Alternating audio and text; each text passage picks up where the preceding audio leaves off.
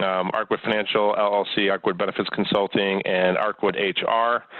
As you know, as collectively as Arcwood, we are independent companies of which we do not offer tax or legal advice, which is why we have our guest speakers like Dennis and Matt join us.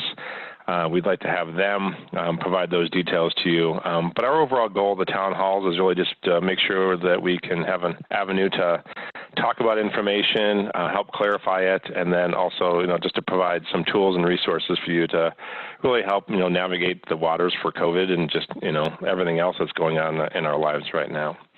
And I'll shorten mine a little bit, but there's a couple things I just want to communicate from a legislative process, and then we'll have a next town hall probably in about 2 weeks, and we'll spend a little bit more time on one of them because there is some activity that's happening in New York. But specifically just here for our state, I wanted to make sure that everybody knew that Governor Ducey, he's directing $88 million from the state's CARE Act fund to help support the reopening of child care centers. So this is certainly going to be relevant information for us as employers if we have employees that certainly are, there's certainly going to be concerns about daycare centers. I get that. But if they're also looking to find daycare centers, just knowing that there is an initiative here in the state that they are supporting opening up the centers here through this $88 million. And for trivia, I'll take a chat or a text on why I showed that picture during this slide. And then secondly is that he has another $10 million, and this is being provided by the Arizona Crisis Contingency and Safety Net Fund, and this is specifically going towards rent and mortgage assistance for Arizona small businesses. So if you know a small business that has been struggling due to the pause of operations or the shutdown from the operations from the virus, they are providing this. It is coming through a partnership with the Local First Arizona Foundation. And it is, I put the website that is up here as well, which can be accessed. So if you know somebody who is struggling in a small business to meet rent or mortgage obligations, certainly there are going to be some avenues for them to reach out to from a state level perspective. Next thing is the legislative update for the Surprise Billing and Patient Protection Act. I brought this up a little while ago, and I've also written a bulletin about it. But there was a California union group that was organizing a ballot initiative, and it was disclosed that they had enough signatures, and it was going to be landing on our ballot this November. Effectively, it would have been codifying some ACA provisions in the Arizona law, and there's two different things for that. One is that if you have a ballot initiative that passes something like this, changes by the legislature are only to further the purpose of the bill, and they can only be changed with supermajorities, which is the 2/3 of both chambers. And we also have Senator Mesner's bill that was passed in this session here, which does protect for pre-existing conditions depending upon what happens with the Texas versus U.S. So we did have some protections already built in. But what it also did is it kind of created some conflicting definitions of insurance coverage. And so insurance companies are really conflicted in how they would actually be operating in the state for a number of different types of policies. But then coming from the California group, it was, inside there, they built in the 20% raise for non-executive hospital personnel, which is 4 raises at 5%. So it was almost very similar to, was it Prop 720 a number of years ago when, we were all voting for $15 minimum wage, and then we realized we had to provide PTO to everybody in the organization down to employers of 2. And I'm not saying right or wrong. I'm just kind of saying it seemed like there was something that was kind of hidden inside there. However, what happened last Friday on the 14th is that Judge Pamela Gates ruled against the proponents of this act, and they did say, and she said that it does not qualify on the ballot for this November, so it will be off the ballot. So if you knew about that just from my communications or just anything else in your circle, that is going to be removed from the ballot this November. There's also some activities going on with the state of New York versus the United States Department of Labor. Some of you may or may not have seen this, but the district in the Southern District was reversing 4 different sections from the Department of Labor's guidance on the Families First Corona Response Act. And one of them was that the work availability requirement as a prerequisite to taking leave, they turned that around and said no paid leave benefits under the Families First Coronavirus Act are available to employees regardless of the availability of work. So that's a little bit of a shift. They also said that the definition of healthcare provider as it relates to employees who are excluded from the paid leave benefits, they did not like that definition. They thought that definition was focusing on the definition of an employer, not on the definition of the employees, their skills, and or the class of employees based on the skills, roles, duties, and so they are reversing that as well, or invalidating it. And then the third one is that the employer consent before an employee can take intermittent leave. They came out and said, nope, employees have the right to take intermittent leave for the emergency paid sick leave, as well as emergency family medical leave, where the risk of viral transmission is low regardless of the employer's consent. And then the last one that they scratched out was documentation requirements to support an employee's request for leave, because they said that the Families First Act already had enough requirements for documentation, and they need to have those documentations built into it. Now, this is just something that's happening certainly in that district.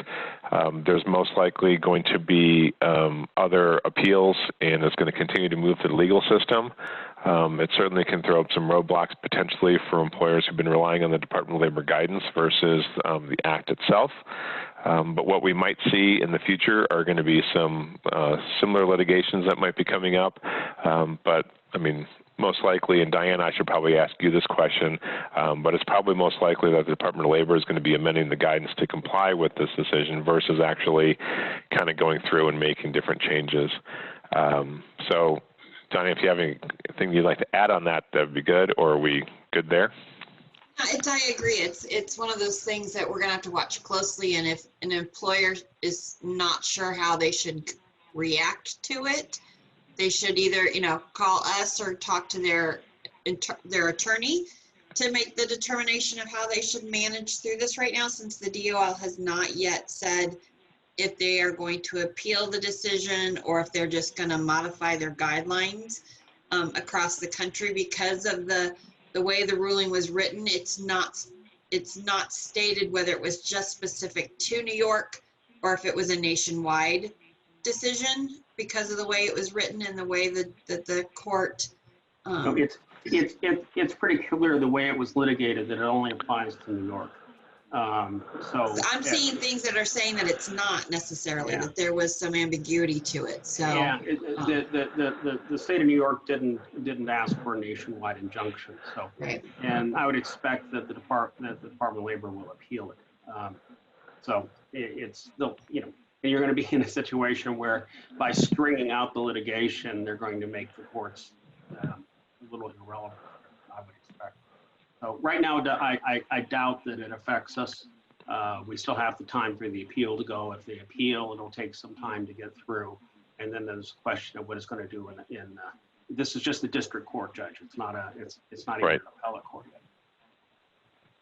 What's solid good practice for us as far as employers? Just continue doing from the original guidance, or do we, what's the best route to take, knowing that now we're going to litigation with this? And at the moment in Arizona, I would continue with the original guidance, but as you might want to apply.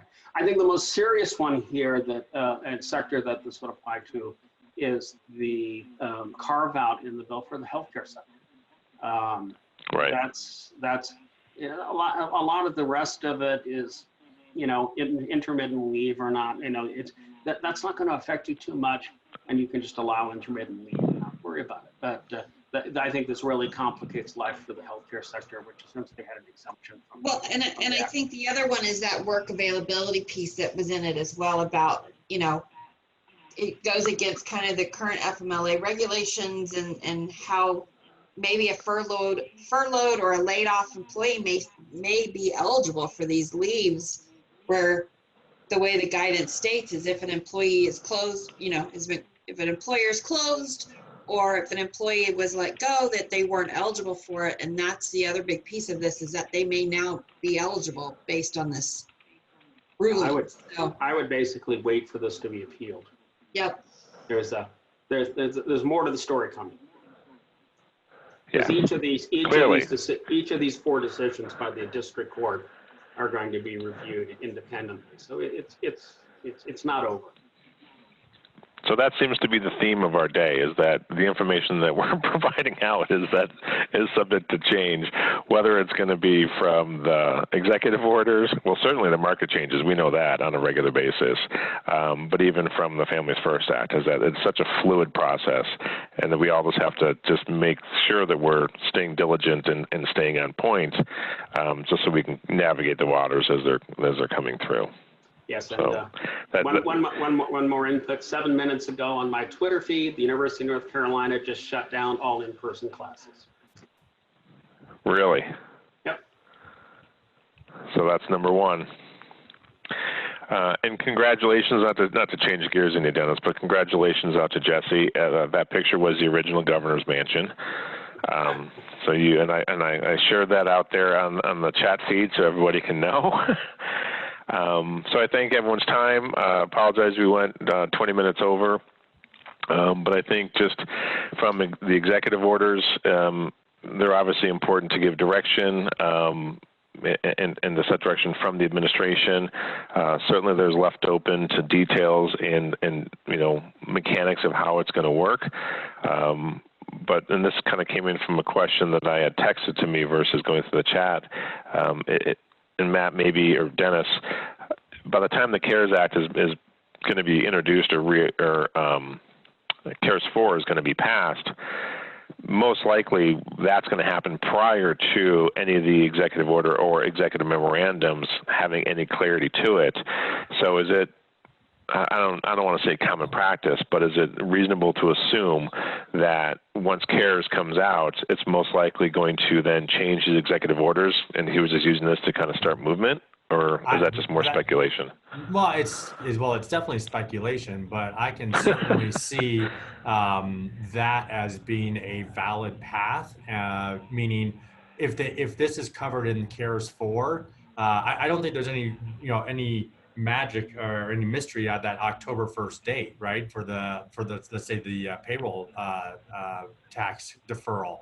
That gives time for the CARES Act to get into effect and for something to actually, I guess, pass through both houses and have some methodology to have it done. And so, I mean, if the president really wanted to do it quickly, he could have done it quickly, right? It would have caused as big of a mess as it is now. But I do believe that if there's something in the CARES Act, there'll just be another executive order or a memorandum, whatever you want to call it, basically undoing it and saying, follow the CARES Act. That's my guess. And I do think it probably could be a hammer, and was a hammer, to say, look at what we can do if you don't, come to the table, to negotiate. So. And ironically, as we're speaking, I think there is actually, the president is just getting ready to speak in regards to jobs and the economy. At least that's the news little feed that I just got. So we'll see what happens there. Well, I appreciate it, everybody. Paolo, thank you for joining us and with Brandon on the market updates. I hope that was informative for everybody as well. Again, Matt, always good to have conversations with you. As Dennis, love your information, and I'm glad you're a part of our mission of making sure information continues to get out. And then Diane, it was good to hear your voice. Didn't have anything scheduled for you today. I was going to try and throw you in for something, but I'm glad you came in. And with that, I don't see any other questions. So I will adjourn, so to speak. Everybody have a great day, and we will talk to you in about 2 weeks, unless CARES 4 happens before then. I'll send out an invite, but at this point, I think we are planning on 2 weeks for August 31st. Thanks, everyone. Have a great day. All righty.